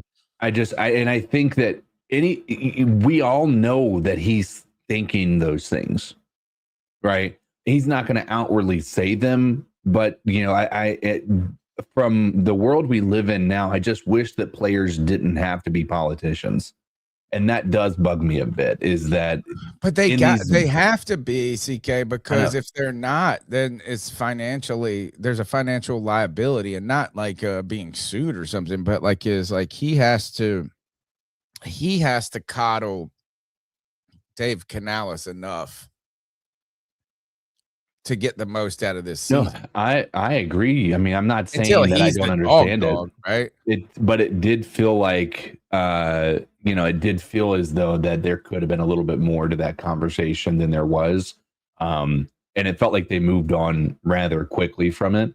It was friendly, it's one of those, is like, we're here, we're not trying to get digs. They love Bryce. Those guys love Bryce. They've liked Bryce for a long time. They aren't going to set him up for a bad, situation. And they probably went into it with like this expectation, telling Bryce, we're going to ask about these questions, and if there's anything you're not comfortable with answering, let us know. Which I think is like I would like to have some edge, and not where you're like sandbagging somebody or trying to get, but a little pride to get a little bit more, right? All right. So I mean, it's difficult. But like, come on, open, like, really, so no, it was, we know that Bryce did open up about, I mean, or at least discussed how it was difficult. You got to understand that it was difficult. Another fun part of the conversation I really liked was, is because so much of his identity is linked to Alabama, right? And his football experience. And he talked about, like, hey, look, Alabama is it might be an anomaly as a college, because it kind of represents a state more than a city. But he talked about how the identity of these pro football teams is so linked to a city, and how is that, while like, it's like Alabama and him are big shit in Alabama and everything is Alabama. Like, you're the face of the franchise in Charlotte, and the quarterback. And he said people are coming up to him and be like, my grandfather's had tickets for the whole time, and he's got high blood pressure. Don't fucking kill him. It's like, so there's a weight that comes too, is that not only it's just a realization of what comes with a number 1 overall pick, or a realization. And I don't think he's like mentally unaware. Like, there are different things. As I use this example, CK, in my American History 2 class, is that after World War I, Warren Harding was the president. I think it's a fun exercise to just go and look at presidential campaign slogans. They kind of tell you about what's going on, right? At the time, it's an interesting exercise. Just Google campaign slogans. There's some fun ones, like Herbert Hoover, who doesn't know the Depression's coming, Is he saying poverty's over? He said there's a chicken in every pot. So he's like actually saying we're in American prosperity, a chicken in every pot, right? I love that. Warren Hardy was a return to normalcy. And they had just been through World War I, the Great War at that time, what it would have been called. And the Spanish epidemic is hitting. And I always understood what the words meant, CK, like when I was explaining, oh, World War I, this is going on. Like, when is it? Can we return, obviously, to normalcy? But the realization truly came when we had COVID. Like, it was like, is that the idea, this yearning for this to be over, to not every conversation to be dominated by COVID and masks and this and that. And it's like, so what I'm saying is Bryce Young clearly understood that the pressure was going to be high, being a number one, being the face, like he understood what the words meant. But when that person comes up and says, Papa has high blood pressure, don't kill my grandpa, it's like what that truly means. But I come back to this, ZK, is while Bryce Young has been part of great teams and greatness, and it comes to this question of this welcome to the league moment, right? I think Bryce can, what his superpower, we kind of talked about with Dave Canales, is like it's his motivational head coaching part. That is the superpower. I wonder if the welcome to the league moment was less for him or different than most people, because he talked about this is like, oh, we can control our destiny. This is the one time we couldn't prepare and do this. It wasn't, oh, these athletes are just far superior to me. Yeah. Because I think Bryce Young, while he's been on great teams and he's been a great success at that, he's always been the least had the least advantages athletically out of all those. Somehow he's overcome those through preparation and this.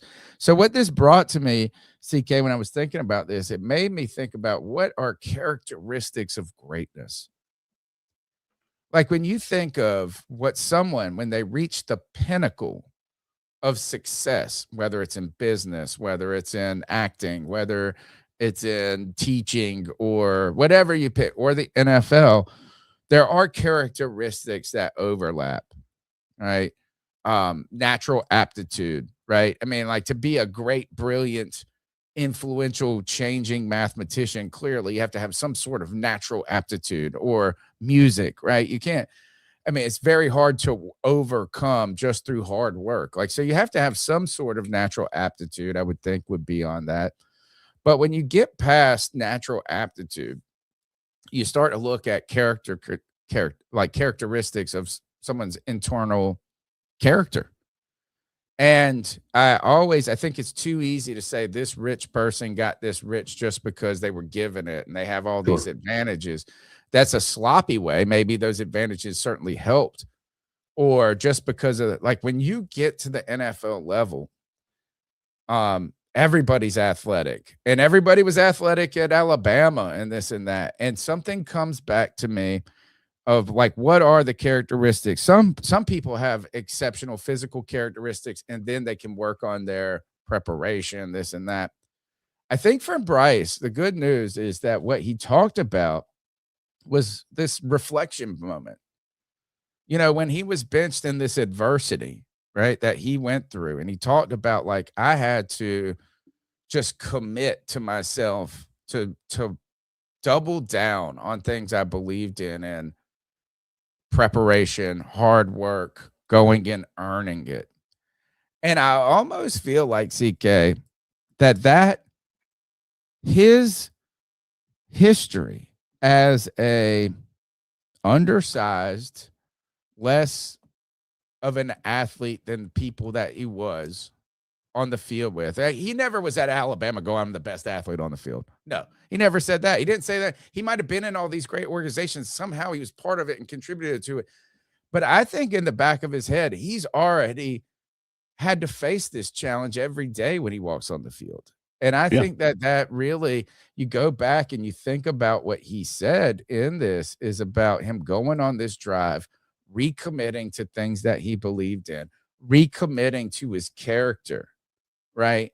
Of, I mean, he said, I committed. He said, I went in and I said, I'm going to respond to every person. I usually don't respond to people who text. I'm going to respond to all of them.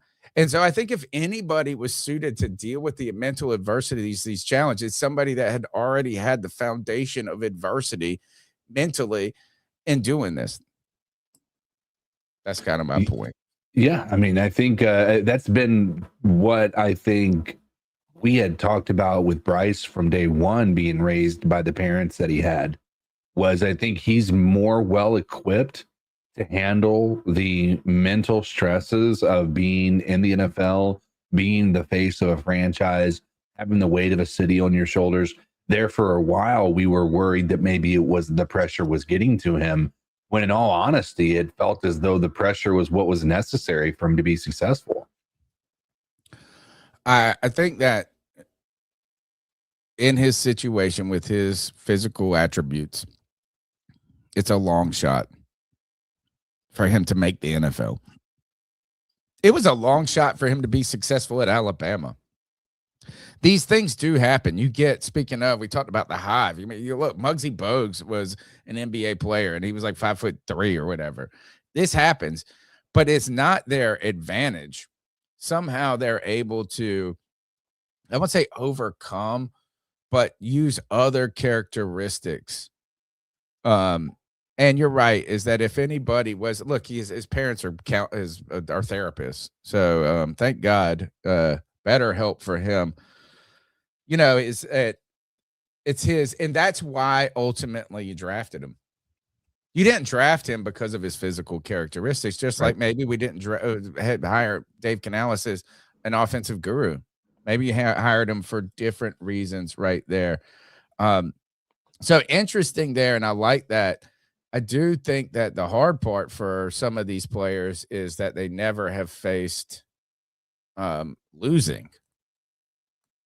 You know, or they've always been in the advantage of that. And on top of that, I saw Cam Newton running with his son, and I like the mindset. Did you see him running with Chosen? Probably not, because you're off of social media, but he's like running with Chosen. He's like, well, this is when we're alone and we get adversity and we're going to dominate. And this mug is already, he's trying to create a Superman right now every day. So, we got one last call and one last piece of news, and then we will wrap it up with the ice up section. Thank you for hanging out with us. It's the C3 Panthers podcast. Smash the thumbs up button, subscribe, be a part of the conversation. Call into the show next week, right? Because this is the final call for the night. And don't forget, you can be a C3 super fan and give us help us out on Spotify, iTunes. Let's go. Hey guys, John B. Jenkins calling back now with an alternative football league update for you guys, because I know you guys need these every week. But yes, I did want to remind you that football continues starting this weekend with NAL action. The National Arena League starts their preseason, so to speak, this weekend. You're going to be able to check out those games on the NAL Network, nalnetwork.com. It's $30 for the season, but I promise you it's going to be worth it, and it's going to be entertaining.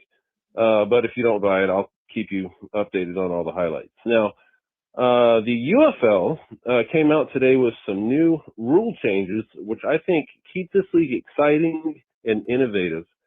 The biggest one up front. So all these big kickers that you have been seeing these last few years, making these 70-yard kicks, 60-yard kicks, this and that, these big kicks, setting these records, pretty much all of them have come from the UFL. And because of that, they've come up with a new rule that they have a 4-point field goal for any kick that is 60 yards or more. They are also getting rid of any punt inside the 50-yard line. They're going to NCAA rules of a 1-foot in catch, and they're saying that this helps. It does. They're admitting that it does increase on offense, but that it could potentially decrease or increase player safety. We'll see. But 1 foot catch, and then trying to think if there was another one. I know there's another one that I'm forgetting.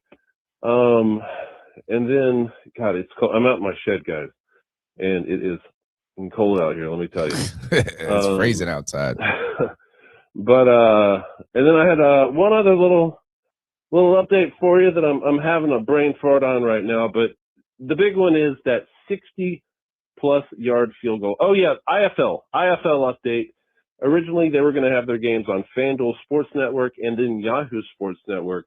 They have moved all of their games exclusively onto Yahoo Sports Network. So you will be able to watch those games starting in 3 weeks from now. The IFL, again, is the major league of indoor football. You guys definitely want to check that out until the UFL comes out, and then, of course, the NFL comes out. But I'll keep you updated on everything. As always, this has been John B. Jenkins. Keep pounding Carolina Panthers. Keep pounding Panthers Roshlaw. Go Fish, and keep pounding C3 Panthers podcast. John B. Jenkins out. Thank you, John B., for that update as we continue. Final segment, Don Capers' exit. Don Capers served as a senior defensive assistant for the Carolina Panthers. It's a role he's had for 3 seasons. He was brought in with Frank Reich today. Dave Canales acknowledged it right here. He's got the PhD in football, a former head coach for the Carolina Panthers. I think the original head coach for the Carolina Panthers, and maybe the second. Let's see. But he's a defensive guy. He's got a lot of history. He's been a mentor and confidant with Evero in Green Bay and Denvero, Evero and Denvero. Capers, he's kind of got that. He's 74 years old and he's a fixture. Or no, even at 74, during the 2025 offseason, he tore his hamstring running sprints with his players right here. So look, he's going to the Browns. The Browns have hired, who they get as their head coach? They got rid of Stefanski and they brought in, who is it? It was somebody from was it the Lions guy? Let's see. No. Browns head Todd Monken. Yeah, I like him as offensive coordinator with Georgia when they won the national championships. Did good when he was as an offensive coordinator with the Baltimore Ravens, and was a guy I thought could be an answer or somebody. You're looking at second choices when it comes to head coaches. When the Panthers were looking for him, so. I thought he was, yes, I got to trust myself. He was the Panthers' first ever head coach. He was coached from 1995 to 98 and then returned in that 2023 to 2025 stretch. I'm actually a little surprised he's leaving, CK, as in the connections to Carolina and the legacy, the connections to Evero, and that he becomes a senior defensive assistant, basically taking on the same role with the Browns.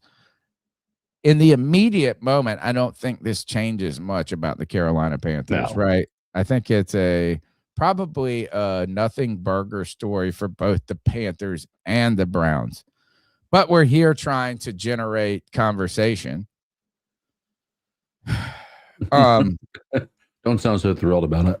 No, it's like I don't like to. I didn't love this show title I put up tonight. The show title I put up was kind of tuned in for SEO and YouTube, and I don't love tonight's show title was Canales admits ego was the problem, and I really want to make it puts aside his ego. I think that's I don't like. I feel sometimes that what helps on the internet is disingenuous, so I don't want to manufacture this just to manufacture it for discussion. But why would Don Capers leave at this twilight of his career with the connections to Carolina as Carolina made the playoffs to go to the Browns? Is it pushed out or in some ways, you have always said that Evero's got to go. Is this like Don Capers taking a bow and getting out of here before the Evero problem becomes a problem? So my answer to that was to clickbait this discussion. When I heard the end of that press conference and he's like, "Oh, one more thing, Don Capers is no longer with the organization." My first thought is like scapegoat or abandoned or jumping or abandoning ship, dude. I don't know what it is. I don't know if he's making the choice or if it's been like a conversation piece up to this point. I mean, I think this seems like a mutual agreed thing, like to part ways or what have you. I don't really know what value he's going to be bringing to the team. I don't know what he's done up to this point to help this defense outside of be a listening somebody who's able to hear what Evero has to say and maybe give him some advice or what have you. But yeah, I mean, again, this is I think this is that was a cool story that he came back. I think that story has been largely forgotten, and the fact that when somebody said that he, when that press conference came on and saying Dom Capers is going to the Browns, I'm like, oh, I forgot he's still at the team. All right, here's some things right here. Is like, why though, right? It's like, does he have a connection with Monken? Monken served as offensive coordinator for the Jaguars in 2019. Don Capers was a senior defensive assistant, so they have some interaction there, but it's not like they were tied together. Sure. Browns defensive coordinator Mike Rutenberg was also on that 2019 staff as an assistant linebackers coach, meaning that Capers had mentored him.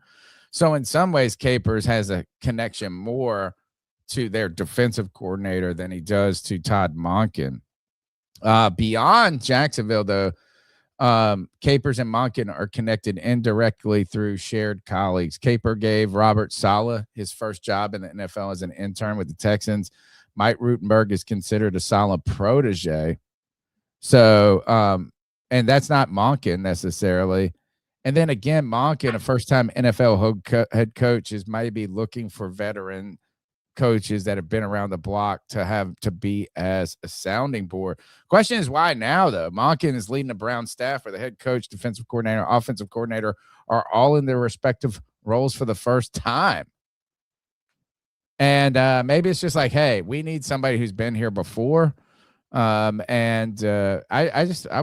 was not confused, but I just thought I was like, Monken's really meant not Monken, but Capers is, I mean, this is a kind of a big change for an elderly person. Like, it's like, oh, I mean, you could kind of just be like, I just want to go to the same job as I did yesterday. And now we're moving and we're doing this. Is maybe it's just like he loves that part of the life. You're like, man, this could have been a place. You got a cushy job here. Yeah. Like nobody blames you for anything. Like at all. Like people forgot you were there and you were probably still making such a substantial sum of money that it was like almost like a paycheck, right? Yeah. I mean, you'd think it's got to be something going his way at least. But you know, it is. Hey, listen, it's one of those things where I think these coaches that are not in a head coaching position are used to living that type of life where it's not stuck with one team for too long. It's, kind of something they've gotten used to all the way to. Most of these guys aren't coming straight into the NFL, so they've dealt with this on every level of coaching up to that point. So I don't think it's a big shock. Again, big nothing burger of a story. So shows you I'm still learning to lead, host, do all this and produce at the same time. Sorry, VR Hope Dealer. Thank you so much for your contribution as your $2 contribution. But more importantly, thank you for your calls, man. Keep them up. We need y'all's help as we continue to slog through the off season and the doldrums of this time and develop and keep up the longest running Panthers podcast. Speaking of the longest running Panthers podcast, let's hit them up with the longest running segment on the longest running Panthers podcast. Is where we tell some fools to ice up.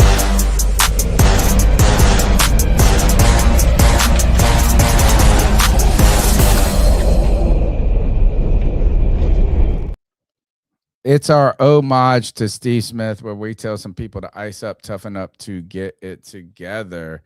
Let me see if I can take this down. Where's the chat? This. Where'd it go? How do I get this down? Either way, we'll leave it up. Thank you. You know what? It deserves being left up. Here we go. Actually, I figured it out. All right. Our time to ice up some fools. The longest running segment. It's our homage to Steve Smith, where we tell someone to ice up, toughen up to get it together. CK, what you got? Do you got any ice ups? I've got some two funny ones, basically, to do, and that's it.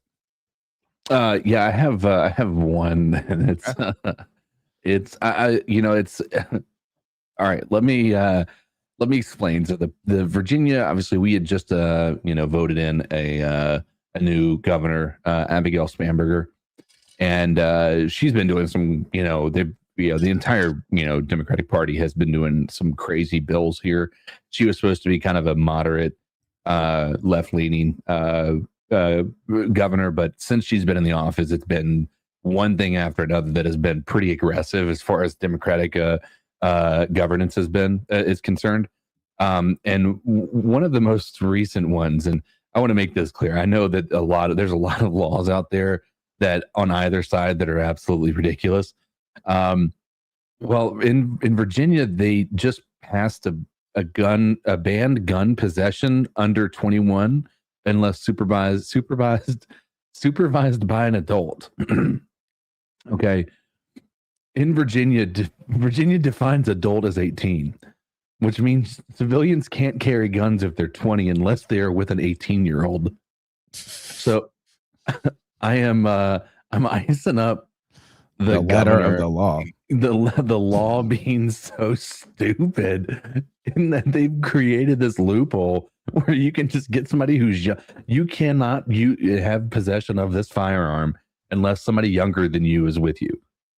Like they have to go back and redo. Oh yeah, I mean they're gonna have to do something, but I just find that that's such a hysterical thing that they're doing that. By the way, I don't think that's such a ridiculous bill. Like I think that bill makes somewhat at least some sense just based on the fact that I've been 21 and I understand what it's like to be 20 and 19, and I was not at my highest level of maturity at those ages. So I understand having an adult in a room when you're talking about possessing a firearm of any sort. So not, that I hesitate in saying that one makes somewhat logical sense. But yeah, I'm just icing up the entirety of the way that these laws get written, and they're almost just contradictory to themselves, and just makes you wonder what's real and what's not. So icing up Virginia. All right, we're going to take the demonetization just because I've laughed at this 100 times. And I don't know if we're going to get demonetized for the audio, but I'm willing to take it just because it's so funny. The worst thing is when I really run across a funny video. Most videos I look on the internet and I go, they are fake. But I hate when I run across a video and I see someone say they're fake and I want it to be real. I saw this one. It said, attack someone's child, you deserve a one-way ticket into the depths of hell. I think this is somewhere in like South America or something, but this video just tripped me out. So it's kind of like also to kind of set this up a little bit, as you hear these stories of random violence, like in New York or something, like where somebody punches somebody just walking by or push it, or not just New York, but I have family in New York. It's like somebody pushed somebody off a platform for no reason. So hit somebody's kid, right? Watch this. But the commentary to me just makes me giggle. Welcome to Brazil, where you have your crazies roaming the streets, slapping random kids. This person, place, or thing is about to take a Sparta kick to the chest. It's all this man has to beat down this person, place He's a thing whip because kick. there's plenty of room for 5 more to get in on the action. We live in a world where you have to be aware of your surroundings more than ever, and it's a terrible shame that idiots like this continue to roam the streets. But booyah! Heroes do exist. Takes a Sparta kick to the chesticles. This is the least that this person, place, or thing deserves. Harming an innocent child, and you're asking for mercy. Booyah! Takes another shot to the dome. A nice factory default reset. Too bad he doesn't send him into the depths of hell with a wireless hole puncher, you piece of... Oh man, the not all heroes wear a cape type thing had me tripping. This one right here, a man told his wife that he had to leave town for a business trip, but in reality he was staying at his mistress's apartment. When he ordered food through Uber Eats, he was stunned to see who the delivery driver was. But just wait to me. The real epic part of this is the dude's reaction.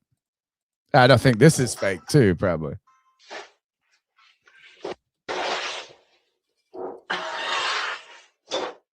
What are you doing here? What are you doing here? You're meant to be in London. This is the business trip. Are you for real? Is this real? Is this a joke? Is this a joke? Adam! Well, say something for God's sake. What are you doing here? Let me see who you are. Who are you? Adam, what's the shouting? I'm his missus, is what the shouting is. I'm his missus. Yes. Mrs. Delivery Driver. Mrs. Delivery Driver. Are you really doing that? Are you for real? We live together. We live together, and I've lived together for about 3 years now, and he told me that you were on a business trip. And I'm just kidding. I'm not joking you. I'm not joking you. How long's he been with you? 2 months now. You pig! You're not still here. Good. You're not coming home. Where can I go then? You can go to the gutter where you belong, you filthy pig. My man, well, not my man, but it's like he said, Mrs. Who? He said, Mrs. Delivery Driver. Delivery Driver. I was dead at that point. So, I love. By the way, I love the accent. Like it's just such. It makes it so much better with the accents. By the way. Yeah, ice up infidelity. Ice up this is you. When you're caught, like you have 2 options. I do respect the 2 options of getting caught in a lie. Is I respect the full apology and just being honest, right? I respect that one, and I also respect the misdelivery driver where he is like, you know what, I'm tripling down on this, bro. Like I was like, Mrs. Delivery Driver. All right, my final ice up pick goes to myself, where it turns out I don't know what missing your flight means. Somebody calls you and they say, I'm not gonna be, you're supposed to be here at this time or this and that. And they go, well, it's not gonna be to 3, and you go, or it's gonna be this the next day, and then you say, oh, did your flight get delayed? They go, no. Did your flight get canceled? No. They wouldn't let us check our bag because the window's too tight. So it turns out I don't know. I guess you didn't miss your flight technically. You know what? I don't know what that means. That's it. Icing up myself for that. Man, you're listening to the C3 Panthers podcast, the longest run Panthers podcast out there. The number's 252-228-5098 for next week. I don't know why I just said that. Muscle intellectual memory. Thank you for hanging out with us. Thank you for your time, CK. Thank you so much for chipping and dipping with me on a Tuesday night. I needed it.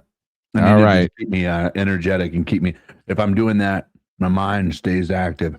Yes, got to have some fuel for this incredible Panther conversation. Thank you for your time, your energy, your attention. Smash thumbs up button. Help us out in all those small ways as we navigate this off season. We'll see you next Tuesday night. Until then, keep